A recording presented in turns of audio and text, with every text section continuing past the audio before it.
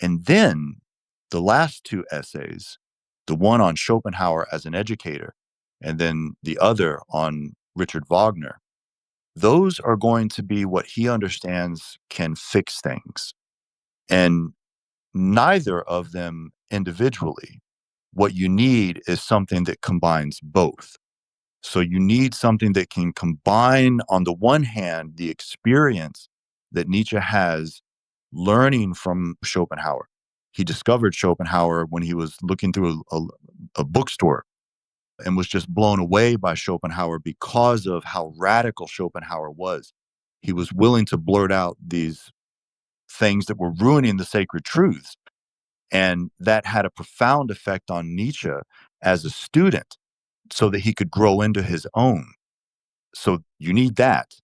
And then also, on the other hand, you need some new understanding of art.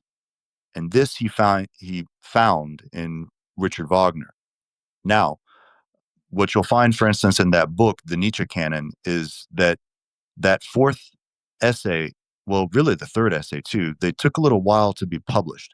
They weren't originally combined with them, particularly the one with Richard Wagner, because Nietzsche becomes very disillusioned with what happens at Bayreuth, the music festival that he and Wagner were working on, that was supposed to be the revitalization of German culture. It turned out to be an absolute disaster to Nietzsche because what it was nothing but cultural Philistines. These are like the kind of people that are wealthy or they come from wealthy backgrounds and they think of high art as nothing more than decorations, right? That they can afford, really expensive paintings and they can decorate their house with it. They can afford really rare first editions of books, and so they can keep them in their libraries. But they don't know what to do with these things. They have no serious understanding of what those things are for.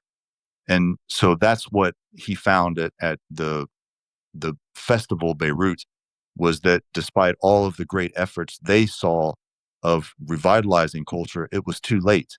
You had nothing but a bunch of cultural Philistines who wanted to talk about revitalizing culture, but they were really just there for the most part as a kind of fashionable, keeping up with the times more than anything. If that had been done away with, the fact that so many people want to keep up with the times, there would never have been this phenomena of skinny jeans and men. Men would never wear skinny jeans if we had gotten away from all of that. But unfortunately, as we all know, they're everywhere. And so we have, in fact, not gotten away from it. But that's going to be, I would say, I guess, the fourth and my preferred way into Nietzsche is reading the Untimely Meditations. It's absolutely amazing work from cover to cover. You get everything. Everything that's going to come tumbling out of Zarathustra is already there. It's truly amazing. Like I said, the last man, the glimpse of the overman, you have to attend to the way in which the text itself is structured to know how these things fit together, because it's not immediately clear. Now, one thing that I've done, for instance, on the series of lectures I'm doing, I'm literally reading the entirety of Zarathustra on my website and providing numerous sidebar discussions, complete independent discussions to catch people up to speed with things that have happened in his other writings. One thing I've done there is included an entire discussion of the meaning of Prometheus for Nietzsche, because this image of Prometheus is going to be fundamental in understanding the role of Schopenhauer and the role of Wagner in that second publication. Because keep in mind, what Nietzsche has done is he's published this book that includes this entire chapter on why we would need Schopenhauer as an educator and why we need an artist moving forward like Richard Wagner.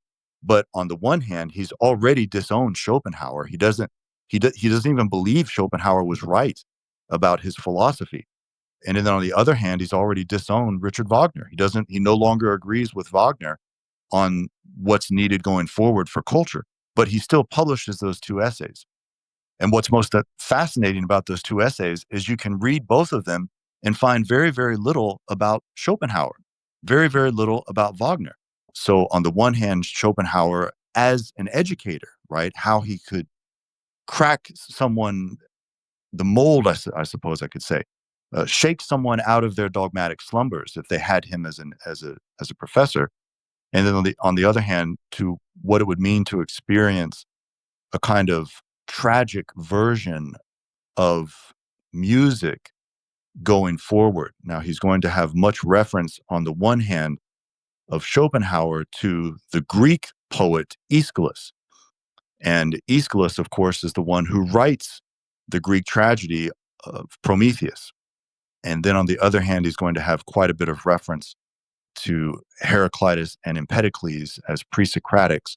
So you get the impression, and it's the right impression, that Schopenhauer is going to be the kind of modern day version of what he saw in Empedocles and Heraclitus, whereas Wagner is going to be the modern day version of what he saw as present in Aeschylus.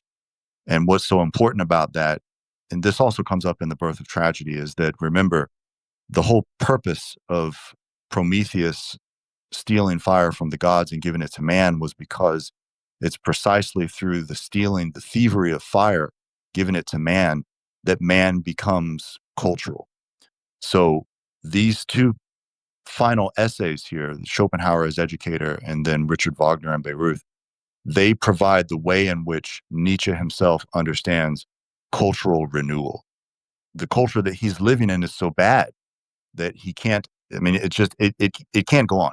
These people are cultural Philistines, it's like he says in the very first essay.